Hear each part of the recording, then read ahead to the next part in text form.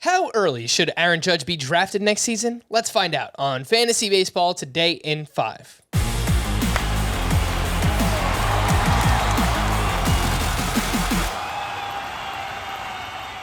Welcome into FBT in 5. As always, make sure to follow and stream us on Spotify. Today is Wednesday, September 21st. I am Frank Stanfield, joined by Scott White. And let's talk about Aaron Judge, who hit his 60th home run, which ties Babe Ruth and is now one away from Roger Maris's 61. It's been obviously a magical season for Aaron Judge. Scott, do you think that he is worthy of being the first overall pick in fantasy baseball next season? Yeah, I do. I do, actually. I think I'm going to be leaning that way regardless of the format. I think it's an easier call in points leagues, obviously, where steals are helpful, but they're not essential like they are in roto leagues and traditional 5x5 scoring leagues. Because of the heavy emphasis on stolen bases in recent years, I'm not sure everybody's going to agree in those roto leagues. I think they might put Trey Turner ahead, maybe even somebody like Jose Ramirez. It's worth pointing out Judge himself has 16 steals this year, so he hasn't been a nothing as far as they go. And I also should also point out with the rule changes next year, specifically the limited number of pickoff throws, I think stolen bases are going to increase dramatically and be widely available next year in a way we haven't seen in a long time. So I think we should be selling out less for stolen bases in the early rounds because of that, which would further support the case of taking Judge 1 overall. I'll also add that with the changes to the ball, it becoming harder to hit home runs, the advantage Judge has in terms of how hard he impacts the ball is going to manifest as a bigger gap between him and everybody else, which, by the way, is exactly what we're seeing this year, right? So I think he's clearly the best source of power now, and we shouldn't sell that short heading into next year.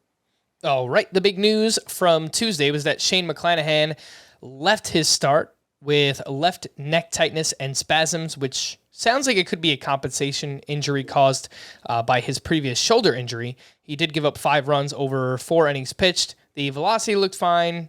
Nothing really to report there, but it sounds like maybe he could wind up back on the IL. As a result, Scott, we might need a waiver wire pitcher here down the stretch. And here's who was available on Tuesday. Aaron Civale was at the White Sox making his return. He went 5 innings, 2 runs with 2 strikeouts in that one.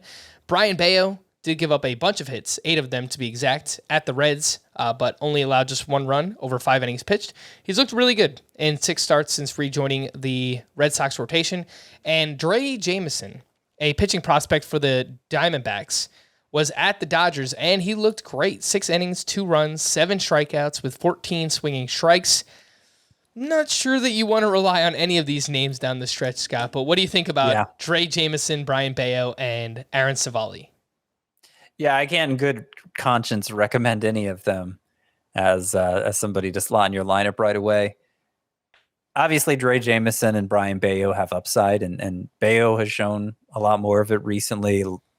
Swinging strike rate way up. He had more even on the slider in this most recent start than the changeup. We've already known that the changeup is a good pitch for him, getting a lot of ground balls. A lot of good signs there for Bello, but still too many base runners, still too many walks, still not willing to stake my season on that. And Drey Jameson is like following the footsteps of Ryan Nelson here. Padres' first matchup for both of them, Dodgers' second matchup for both of them looked great. Nelson in his 3rd start facing the Padres for a second time they got to him. And like Ryan Nelson, Drey Jameson also struggled in the minors this year. Tough places to pitch in the Diamondback system. But I just think overall there are too many reasons for concern here to stake my season on him.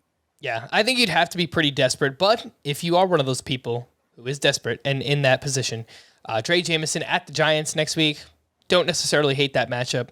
And Aaron Civale up against the Royals, pretty good matchup as well, but again, don't necessarily love them down the stretch. Last thing I want to ask you about, Scott, JT Realmuto has just absolutely been on fire really since the start of July. I have his numbers here since in the second half, post All-Star break. He's hitting .321, 12 homers, 5 steals, and OPS over 1,000. He went 5 for 5 here on Tuesday, hitting another home run. Do you think that he is, once again, the catcher one drafted next season? I think there's probably a few other names in that mix, but yeah, good old JTR, he's proving worthy once again. Yeah, I mean, this strong finish, and really you could go back to July 1st and the numbers look even better. I think him being clearly the best stolen base source at the position too. I think it's very likely he's the number one catcher drafted, but Dalton Varsho deserves to be in that discussion. I still think Salvador Perez deserves to be in that discussion. And then you have others, Alejandro Kirk, Adley Rushman, Wilson Contreras, maybe William Contreras. It's looking like a pretty deep position, as deep as it has in a long time, frankly. And so I'm probably not going to be the person to draft the number one catcher, whoever it is. Yeah, I think normally, Scott, we have like 3 or 4 players up top that clearly stand out at the position. But I think heading into 2023, we'll probably have something like 7 or 8 that we actually feel pretty good about being our catcher one for fantasy baseball purposes.